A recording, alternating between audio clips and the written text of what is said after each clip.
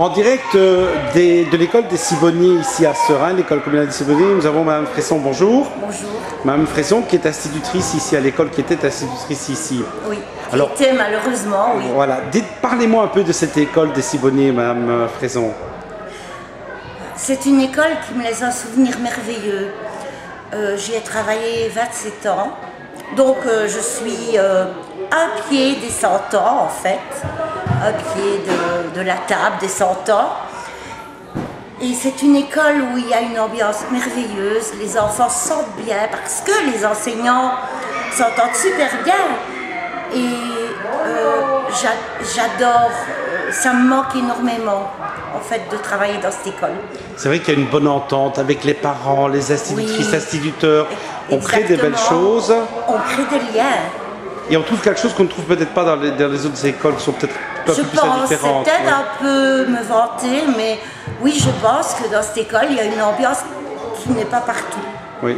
Oui. Donc vous vous êtes occupé des petits-enfants. De première maternelle pendant 23 ans. Alors peut-être une anecdote ou deux, trois choses qui vous ont marqué tout au long de cette belle carrière ici à l'école des Cibonniers. Une anecdote.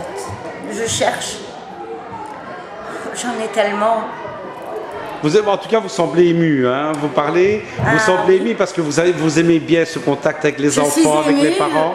Tellement émue que quand je regardais les enfants sur la scène, je pleurais. Oui. Le contact avec eux me manque, le contact avec les parents me manque énormément. Et les parents vous respectent beaucoup, vous aiment beaucoup, Oui. je veux dire, parce que vous êtes une personne très agréable, très disponible et généreuse. Oui, merci, merci. C'est quelque chose qu'on pense vraiment, parce que j'ai été papa moi-même d'enfants et je n'ai jamais eu de problème ici à l'école des Cibonniers. Bien sûr. Et le plaisir pour moi, c'est de revenir ici et de voir tous ces enfants qui me sautent au cou, qu'ils aient 4-5 ans ou qui ont 30 grandi, ans peut-être. Voilà, tout à fait, voilà. Puisque, voilà, des anciens élèves à moi sont maintenant parents et ils reviennent mettre leurs enfants ici, même s'ils n'habitent pas le quartier. Ouais, donc c'est génial, quoi. Oui, c'est très bien. Un mot peut-être à dire pour le futur de cette école, Madame Fresson. Que tout continue comme ça et tout ira bien. C'était génial. Un tout grand merci, Mme Fresson. De rien, Tony, au revoir. Directeur de l'école des Cibonniers ici à Seraing, qui fête son 100e anniversaire cette année. Tout va bien, Monsieur Léonard? Oui, quand on parle de 100e anniversaire, il s'agit bien entendu du 100e anniversaire de l'école. De l'école, tout à fait. Non, tout à fait. Je sais bien qu'il y a fait un bout de temps que je suis ici, mais quand même pas 100 ans. Alors, dites-moi, ça fait combien de temps que vous êtes directeur de l'école ici? Je suis directeur de l'école depuis le 1er janvier 2001, ça fait 11 ans et demi. Mais je suis enseignant à l'école depuis le 1er septembre 1975. Donc j'achève ma 37e année dans cet établissement, auquel, forcément, vu le nombre d'années passées, toutes les émotions passées et tout le travail y effectué, me laisse un souvenir vraiment formidable. J'y ai vraiment passé une très belle carrière. J'y ai passé, et j'y passe toujours d'ailleurs, une très belle carrière. Alors j'ai pu regarder, vous avez fait une très très belle exposition avec des travaux d'enfants. Donc ça fait longtemps que vous préparez cette commémoration? Déjà l'année scolaire dernière, on avait pensé, bien entendu, fêter l'événement.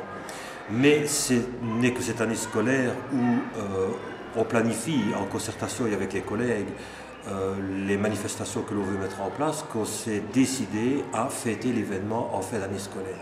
Pourquoi en fin d'année scolaire? Parce que 2012...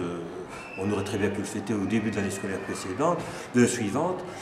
En fin d'année scolaire, c'est mieux parce que c'est l'aboutissement d'un travail et on a tout le temps de mettre en place ce qui doit être mis en place. Et en effet, on parlait tout à l'heure de l'exposition à l'étage. Ici, je n'ai pas de mots pour qualifier l'excellence du travail qui a été fait d'une part par les enseignants et d'autre part par les enfants. Je dis d'une part et d'autre part, mais c'est tous ensemble qu'on a travaillé à l'élaboration du projet et à sa réalisation. Donc un travail de longue haleine et de qualité en plus. De longue haleine, de qualité et d'un mot qui pour nous a un sens vraiment important, d'équipe. On travaille en équipe, on pense en équipe, on fonctionne en équipe. Et quel est le bénéficiaire? Qui est le bénéficiaire de ce travail? C'est l'enfant. Notre objectif numéro 1, c'est l'enfant. L'enfant est au centre de nos préoccupations et si quelque part on tire un avantage de l'avantage que l'on procure à l'enfant, c'est tant mieux, mais il passe chez nous en premier. Alors comment était l'école des Sibonniers il y a 100 ans? Je dirais, il y avait l'école de filles, l'école de garçons. Quelle est l'évolution qu'il y a eu? Tout à fait. L'école maternelle était incluse dans le bâtiment principal. Aujourd'hui, l'école maternelle, d'ailleurs moi je l'ai toujours connue là, donc moi je suis au Sibonnier depuis 1975 et l'école maternelle était déjà sur le côté du bâtiment principal. Mais au départ, j'ai parlé tout à l'heure, c'est pour ça que je peux l'affirmer, avec certains anciens élèves qui ont 80 ans aujourd'hui et qui sont venus à l'école aujourd'hui la larme à l'œil, bourrés d'émotions. Ça faisait quand même vraiment plaisir à voir. Même des gens qui n'habitaient pas le territoire cérésien et qui me disaient tout à l'heure que ici c'était ma classe. Donc il y avait au rez-de-chaussée l'école des filles, à l'étage l'école des garçons et sur le côté il y avait l'école maternelle. Aujourd'hui, l'école est mixte depuis 1978, depuis la rentrée scolaire 1978, elle est mixte. On a abattu la cloison de bois qui séparait les deux écoles parce qu'entre-temps, quand on entrait dans l'établissement par l'entrée principale, l'école des filles était sur la gauche et l'école des garçons était sur la droite. Donc, puisque moi je suis arrivé en 75 et que l'école a été mixte en 78, ma première classe c'était une classe de garçons. Garçons, oui. Et qu'est-ce qui dénote un peu l'école des Sibonniers? Parce que l'école des Sibonniers ne fait que croître. Il y a quelque chose, il y a un flux, il y a quelque chose de spécial dans cette école, que ce soit avec les parents, que ce soit avec les enseignants, que ce soit avec les élèves. Une école qui n'arrête pas de grandir. Qui n'arrête pas de grandir.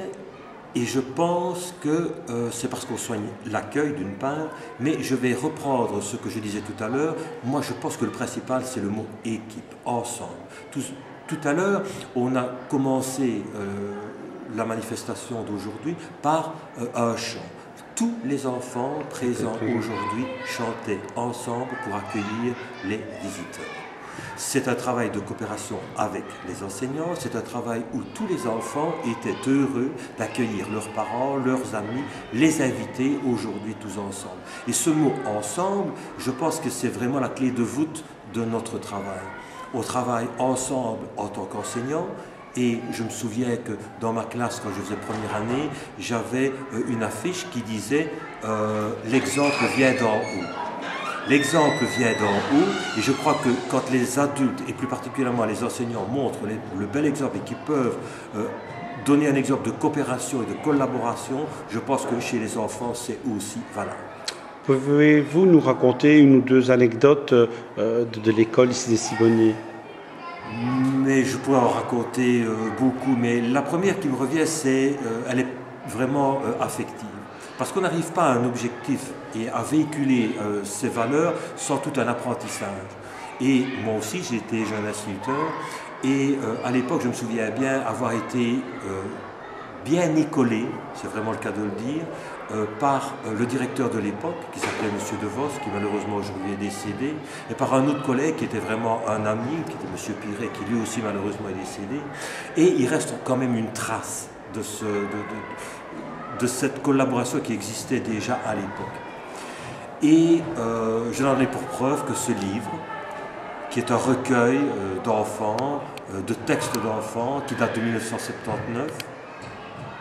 Et dans ce recueil, il y a des recueils d'enfants parce qu'on pratiquait à l'époque, selon la pédagogie Freinet, on pratiquait ce qu'on appelait le texte libre. Donc les enfants s'exprimaient sur le sujet qu'ils souhaitaient et en y mettant l'opinion qu'ils souhaitaient. Et un jour, on a décidé comme ça de rassembler ces textes et d'en faire un livre. Et toute cette démarche, aujourd'hui encore, affectivement, elle me touche, mais en plus de ça, ça a été un détonateur d'une carrière. J'étais en début de carrière, j'ai rencontré des gens qui étaient motivés, malgré l'âge qu'ils avaient et l'expérience qu'ils avaient, et je pense qu'ils ont orienté de manière tout à fait positive et favorable ma carrière personnelle, si même ici je parle de moi plus particulièrement. Au-delà de l'aspect pédagogique, quels sont les moments clés, les moments forts de l'école des Sibonniers? Mais je crois que les moments forts aussi, c'est les moments où nous, les enseignants, on aime bien se retrouver ensemble. on sait que depuis l'avènement du décret sur l'école de la réussite, les concertations sont obligatoires, mais les concertations, on les pratiquait déjà, peut-être pas de manière aussi intensive et de manière aussi réglementée qu'aujourd'hui. Mais quand on se retrouve en réunion de concertation, on fait passer le travail, en premier bien sûr, mais on le fait passer de manière la plus relaxe possible, la plus tranquille, la plus cool possible. Et c'est à ce moment-là qu'on considère que ce sont des moments de réunion où on est tous ensemble, où on fait part de nos soucis, scolaires s'entend, de nos expériences positives. Et ce sont des moments de partage et de travail commun qui nous font progresser. Être enseignant aujourd'hui par rapport à l'enseignement d'il y a 30 ans, je veux dire, c'est pas plus difficile, les enfants ne sont pas plus difficiles, ce n'est pas... Je ne dirais pas ça, je dirais c'est autre chose. C'est autre chose parce qu'on vit dans un monde qui est différent. La société a évolué. Je dirais moi que la société a changé. Avant, on avait certains avantages, aujourd'hui, on a d'autres avantages. Je crois qu'il faut vivre avec son temps et je crois que c'est aussi le rôle de l'enseignant. C'est de vivre avec son temps et d'évoluer avec son temps. Mais n'empêche qu'il y a quelque chose, et ici, nous, on y tient, et je l'ai rappelé dans mon discours tout à l'heure, ce qu'on tient, c'est aux valeurs d'éducation et aux valeurs à véhiculer.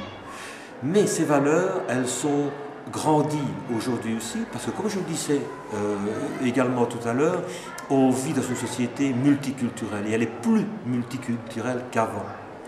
Et cette multiculturalité doit être un avantage, doit être un progrès plutôt qu'un frein.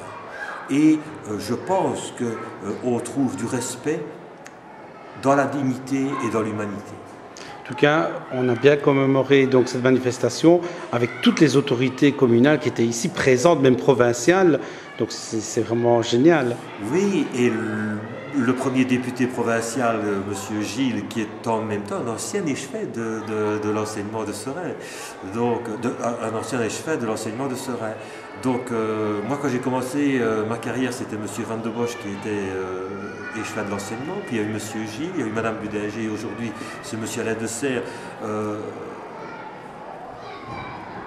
Je vais dire, c'est toute une carrière qu'on balaye en plus. Bon, j'ai beaucoup parlé d'équipe, etc. Je me permets une petite remarque à titre personnel.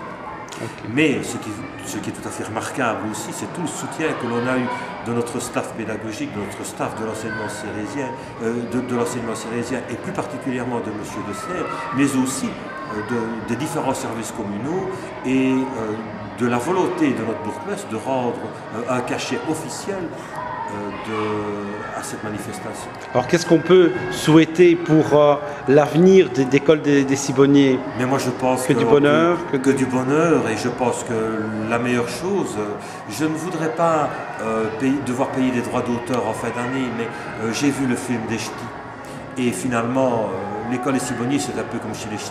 On pleure deux fois, on pleure une fois quand on arrive parce qu'on ne sait pas dans quoi on tombe, parce que c'est quelque chose qui fonctionne et que c'est toujours difficile de s'intégrer dans une équipe qui fonctionne, dans un groupe qui veut aller de l'avant. Mais on pleure une deuxième fois quand on doit la quitter parce que c'est l'humain, c'est le relationnel qu'on met en premier. Un tout grand merci, M. Léonard. Je vous en prie, M. Castronaro. Tout le plaisir était pour moi.